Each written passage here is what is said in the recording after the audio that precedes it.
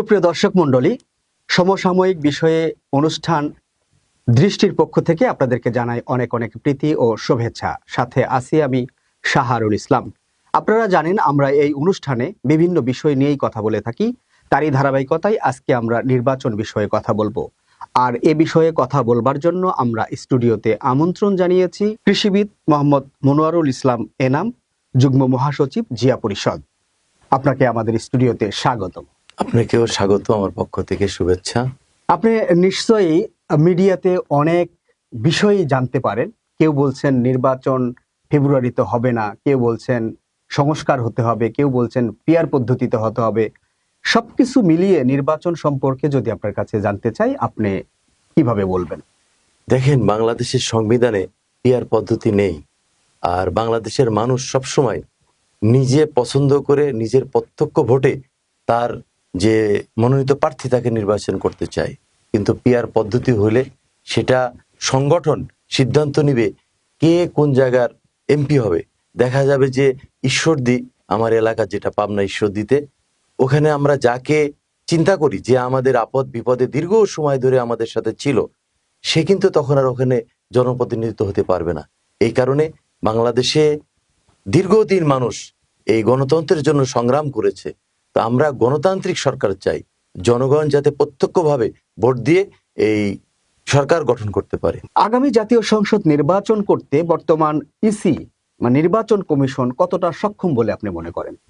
আমার মনে হয় ইসি দায়িত্ব নেওয়ার পরে যে ভূমিকা নিয়েছে এবং যতটুকু কার্যক্রম করেছে, আমার মনে হয় তারা সক্ষম। যদি বাংলাদেশের মানুষ, বাংলাদেশের জনগণ সকলে এবং সকল দল তাদেরকে সহযোগিতা করে, তবেই তাদের পক্ষে একটি সুষ্ঠু নির্বাচন করা সম্ভব। শান্তিপূর্ণ এবং সহিংসতা যাতে না হয়, এই জন্য করে প্রশাসন কতটুকু ভূমিকা রাখতে পারবেন আগামী জাতীয় সংসদ নির্বাচনে? বর্তমানে বাংলাদেশে যে প্রশাসন আছে তার অনেকেই ফ্যাসিবাদী দোসর ছিল।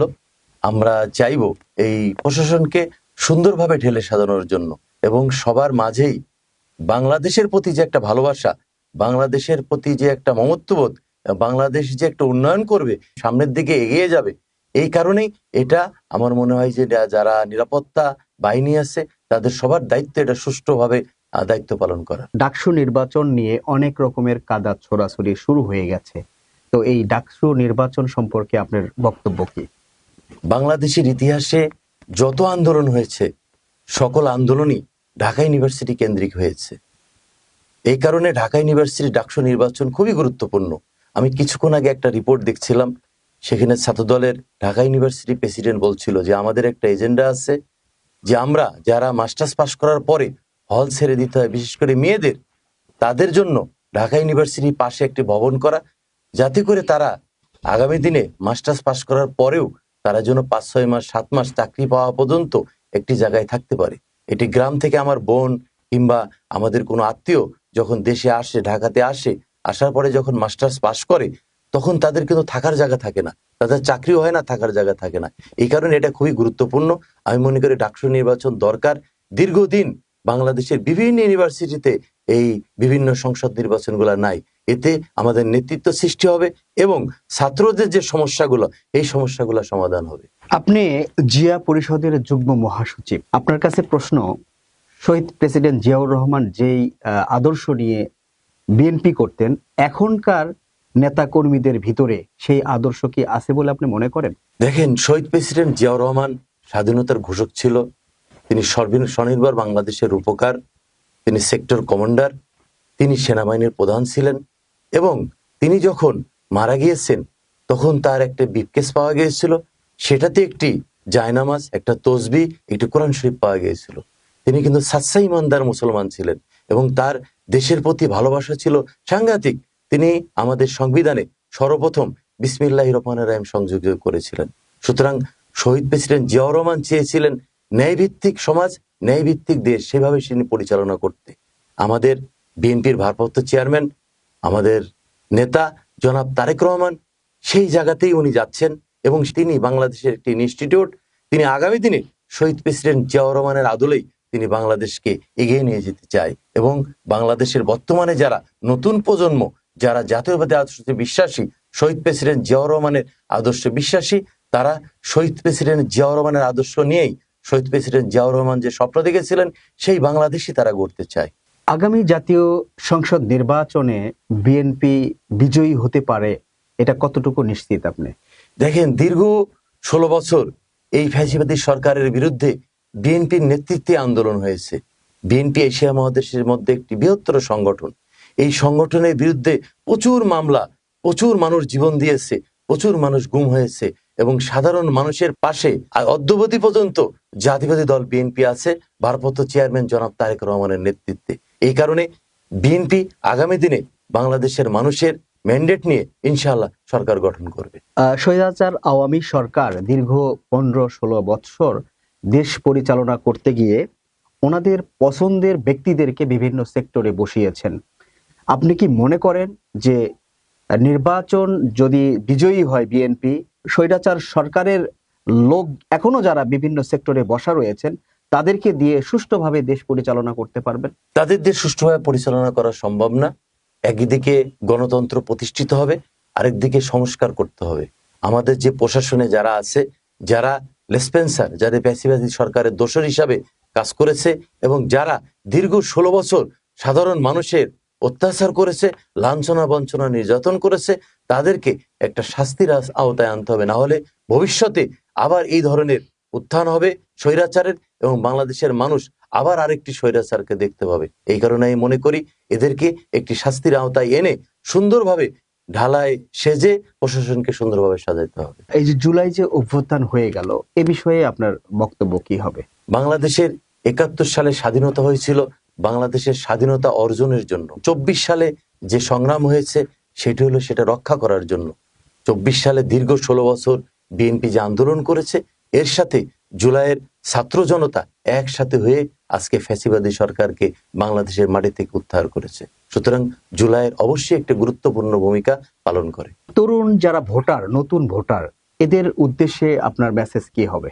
তরুণ ভোটারদের উদ্দেশ্যে একটি কথাই আমি শুধু বলতে চাই, বাংলাদেশ যখন গণতান্ত্রিক পথে এগিয়ে যাবে তখনই বাংলাদেশে উন্নতি লাভ করবে। আমাদের জাতীয়বাদী দল বিএনপি যতবারই ক্ষমতায় এসেছে ততবারই ধ্বংসী স্তূপ থেকে তার পরবর্তী সময় বিএনপি ক্ষমতা গ্রহণ করেছে এবং তারা বাংলাদেশকে একটা উন্নত জায়গায় নিয়ে গেছে। আমি মনে করি আমাদের সমাজে যারা তরুণ আছে তারা খুবই মেধাবী, তারা খুবই বুদ্ধিমান, তারা খুবই দেশপ্রেমিক।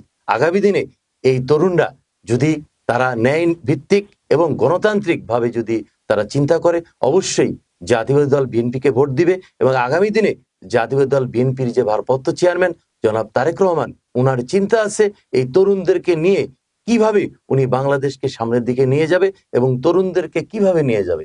বাংলাদেশের একটা বড় অংশ তরুণ বেকার, তারা দীর্ঘদিন কোনো চাকরি নাই, কোনো ব্যবসা বাণিজ্য নাই। এই কারণে তাদের নিয়ে শহীদ প্রেসিডেন্ট জিয়াউর রহমান যেরকম স্বপ্ন দেখেছিল, কাজ করেছিল, বেগম খালেদা জিয়া যেরকম কাজ করেছিল, ঠিক তেমনই ভাবে বিএনপির ভারপ্রাপ্ত চেয়ারম্যান জনাব তারেক রহমান তরুণদের নিয়ে কাজ করতে চাই। এই কারণে মনে করি তরুণদেরকে অবশ্যই জাতীয়বাদী দল বিএনপির মার্কা ধানের শীষে ভোট দেওয়া উচিত। আপনি জিয়া পরিষদের যুগ্ম মহাসচিব, জিয়া পরিষদের বর্তমান অবস্থা এবং ভবিষ্যৎ পরিকল্পনা বিষয়ে যদি জানতে চাওয়া হয় আপনি কি বলবেন? দেখেন, জিয়া পরিষদ একটি বুদ্ধিজীবী পেশাভিত্তিক সংগঠন। এই সংগঠনে ডাক্তার, ইঞ্জিনিয়ার, কৃষিবিদ, প্রকৌশলী, শিক্ষক সহ বিভিন্ন পেশার, সাংবাদিক সহ বিভিন্ন পেশার মানুষ এই সংগঠনে জড়িত।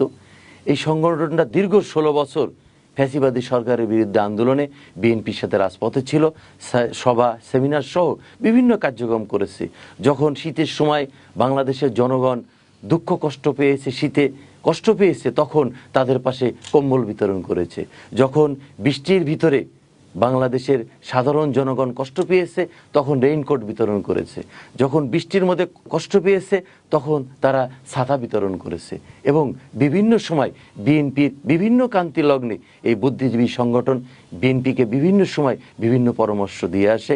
আমাদের ভারপ্রাপ্ত চেয়ারম্যান জিয়া পরিষদের professor doctor Abdul Latif sir এবং আমাদের জিয়া পরিষদের সংগ্রামী মহাসচিব professor doctor Emtaz Hossain sir, তার নেতৃত্বে জিয়া পরিষদ এখন খুবই সুশৃঙ্খল, সুসংগঠিত এবং আগামী দিনে বাংলাদেশ গড়ার লক্ষ্যে যে কোনো ত্যাগ স্বীকার করতে জিয়া পরিষদ প্রস্তুত।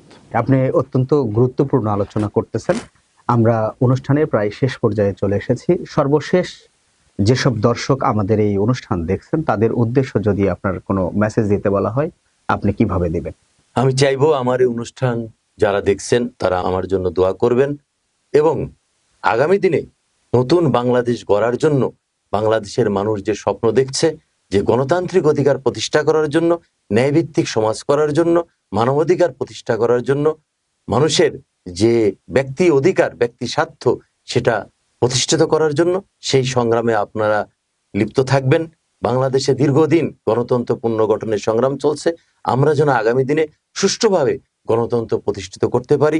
যদি গণতান্ত্রিক সরকার প্রতিষ্ঠিত যতক্ষণ পর্যন্ত না হবে ততক্ষণ পর্যন্ত আমরা কিন্তু এর সুফল পাবো না। এর জন্য আমি সবাইকে অনুরোধ করব, গণতন্ত্র পুনর্গঠনের আন্দোলনে আপনারা সবাই অংশগ্রহণ করুন এবং সবাই এটার সাথে একত্রিতভাবে থাকুন।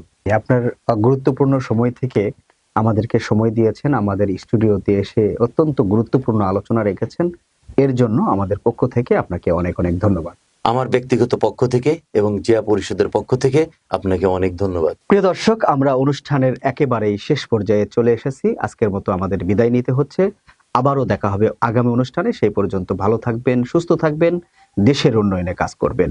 আল্লাহ হাফেজ।